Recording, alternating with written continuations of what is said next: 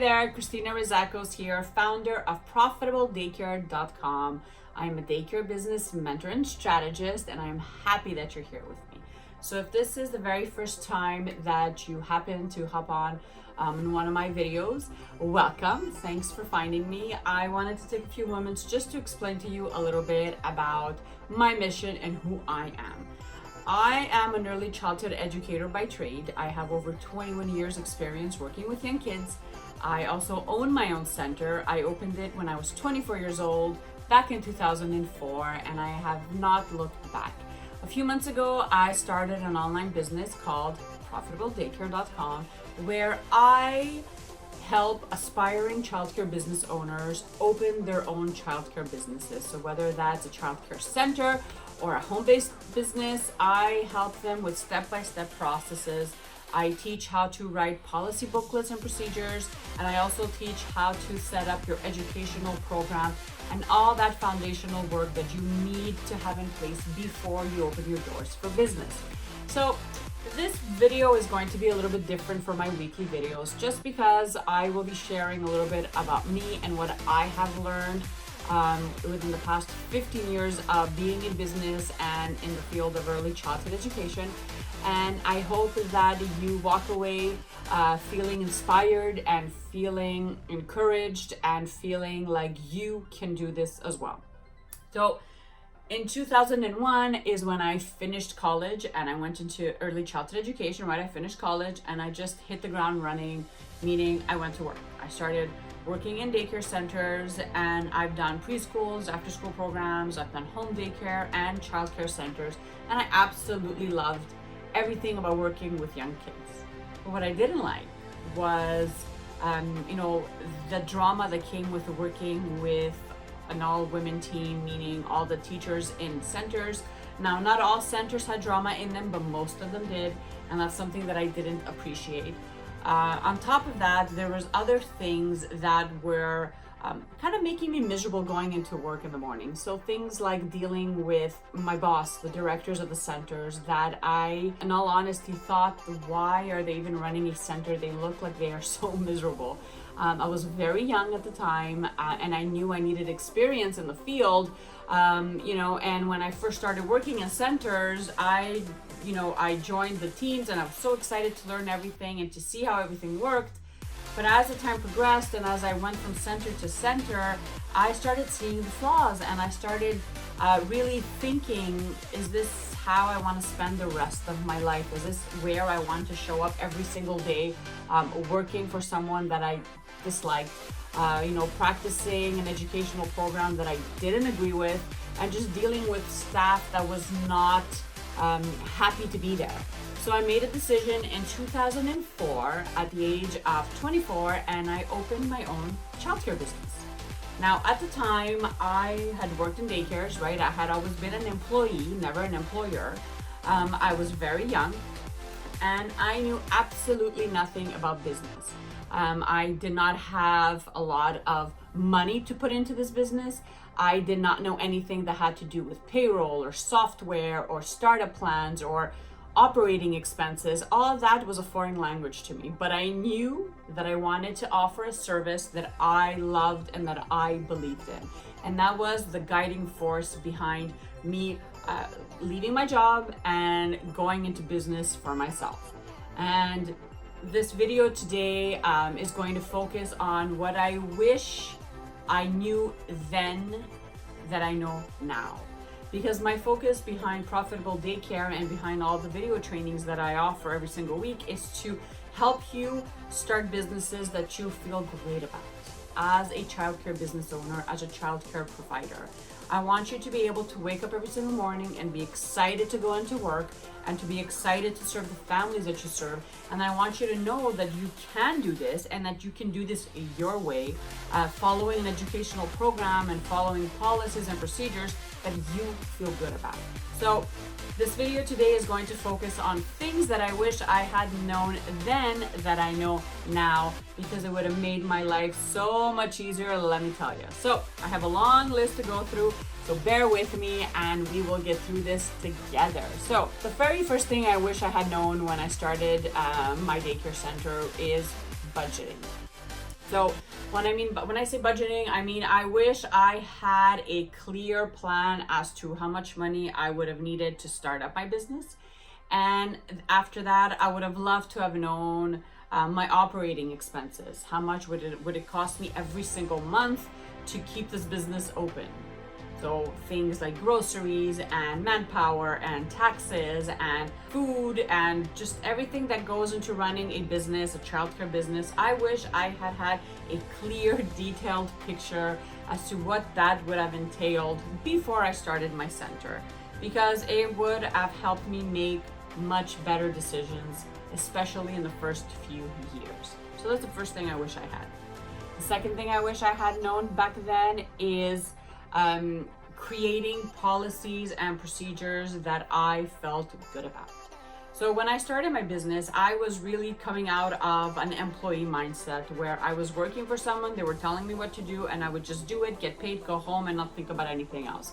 And when I went from thinking like that to being an employer, it was hard at the beginning to really find my place and to really take myself seriously and take my message seriously. So one of the ways you can do that in your childcare business is by doing a lot of mindset work and a lot of really gut checks as to what your vision is for your center. What do you want to accomplish with your business? Where do you see yourself in 5, 10, 15 years down the line? And how are you committed into making yourself better as a human being, as a boss, and really just grow every single day. And one of the ways that I could have done that back then is by doing all that prep work before, and then really sitting down and writing my mission statement and my policies for my business and my procedures, and really just having a clear idea as to what my mission was as a professional and to where I wanted to bring the message and bring the staff. And that was really hard because I didn't have any clue. I just thought that I just wanted to work for myself and that was going to be good enough. But when you start, adding members into your staff, your business family, and you start serving families in your community, you have to have answers to people's questions. You have to have systems that allow you things to flow smoothly. And I did not have that at the beginning. So that's one of the things I wish I had done. The mindset work, and then all the policies and the procedures in terms of where I saw my business going straight from the beginning. So another thing I wish I had done before I started my childcare business is create a Kickass team handbook. And what that is, for those of you that don't know, is a staff booklet that you give to every single person that is employed by your business, telling them exactly, a little bit about your business and what you believe in and what you expect out of everyone that is going to be working for you. And this is something that I had a hard time doing at the beginning because, again, as I mentioned before, I came into this business with a mindset of an employee. I wanted to make everyone happy around me. I thought that I had to accept every single client in my business and that I didn't have the right to choose. And one of the things that I did not even think about was creating a staff booklet. So when my business started growing and I started really taking on a business owner, business director role, meaning I would pull away from the classrooms. We started hiring staff to work in the classes with the kids. And I found myself trying to please my staff and trying to be friends with everyone and letting things slip and really turning a blind eye to things that I didn't like and that I didn't agree with. So that caused a lot of problems at the beginning and a lot of friction between the staff and myself. So looking back now, a well-crafted, well-thought-out educators or staff handbook could have saved me so much time, so much energy, so much pain and heartache, because as soon as you craft one of these booklets, you put everything in your booklet, right? So you detail every single thing that you believe in, what you expect out of everyone, and there's nothing left open to the imagination, right? Everyone knows what they have to do. Everyone knows exactly what's expected of them, and there's also procedures where you're actually walking your employees through step-by-step processes. So let's say they want to take a day off, they know exactly what they have to do to request for this day off. So that's something that I didn't have 15 years ago in my business that caused me a lot of problems that I wish I had done so before I opened my doors. So what else did I want to, yes, another thing I wish I had done 15 years ago was delegate, outsource, and automate things. Now, I know automation wasn't really a big thing 15 years ago because I think social media was just starting, and in all honesty, I was not even on Facebook or anything like that. I wasn't tech savvy. I didn't know anything about, creating websites or members only pages. I had no clue about stuff like that. So if I had known then what I know now about outsourcing and delegating tasks and really automating my business, I would have done it a long time ago. Because let me tell you something, once I did start delegating tasks and automating registrations in my wait list and outsourcing stuff that I did not have the skills for or the time for, it made everything run so much smoother that I didn't physically need to be in the office every single day. I actually got to enjoy my kids grow up. I actually got to enjoy, let's say, going to a gym on a Monday morning and not feel guilty that I have to be at work. And my business kept growing, right? I still had registrations, I still had staff working, so everything was working and flowing the way it had to, whether I was in my office or not. So that was a huge game changer for me. So if I had known then how easy it would have been and how much of a lifesaver it would have been, I would have delegated tasks, I would have outsourced so many things, and I would have automated as much as I could have back then. That's for sure. What else? Yes, okay, so another thing that I would have done differently, especially from the beginning, was learn to respect myself, my needs, really learn to listen to what my gut was telling me, that feels good, this doesn't feel good. I wish that I had trusted myself more to make the decisions, because when I was first starting out, as is the case with a lot of brand new business owners, you are so overwhelmed and you're excited, you love what you do, but you're also overwhelmed because you're wearing the employer hat and you think you have to show up a certain way, and you think that you have to make decisions because everyone on the block is telling you, that this is how we do business, and this is the software that you have to use in your business, and this is the program that you have to follow. But that's not the case. And I tried to fake it until I made it at the beginning, and it did not work. So the whole purpose behind me going into business for myself was to have that freedom, not only freedom of time, but freedom to create my policy booklets, to hire the team that I wanted to hire, to serve the families that I wanted to serve, and to create an educational program that I absolutely loved and was excited about, right? So don't allow yourself to get caught up in that whole, the daycare center across town, serves all organic meals, and I can only afford to serve this, or that center just renovated their yard, they spent $500,000.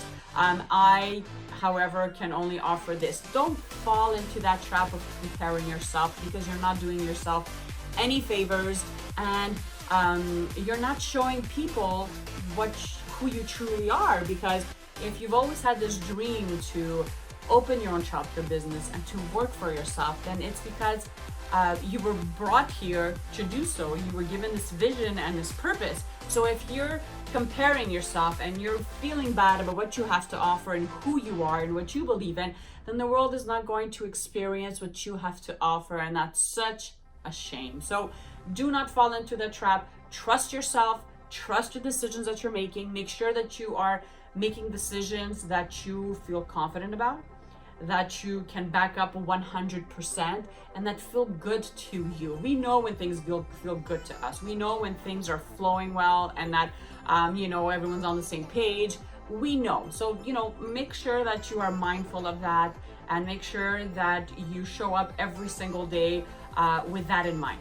And the last thing I wish I had known back then when I first started my childcare business is I wish that I had known someone that I could call on the phone or send an email to that could have been there for me, to listen to me, to listen to my fears, to answer my questions, and to support me and to give me ideas as a business coach. I wish I had something like that, because when you're just starting out and you are brand new to everything, you feel really overwhelmed and you're scared. You're afraid to ask questions because you think that you might sound, dumb, or that your question is stupid. And I wish that 15 years ago I had someone to mentor me, to show me the way, to explain things to me, to be there when I was feeling overwhelmed and so discouraged, as many of you will probably feel when you start your business, because it's a part of the game, it's a part of being an entrepreneur.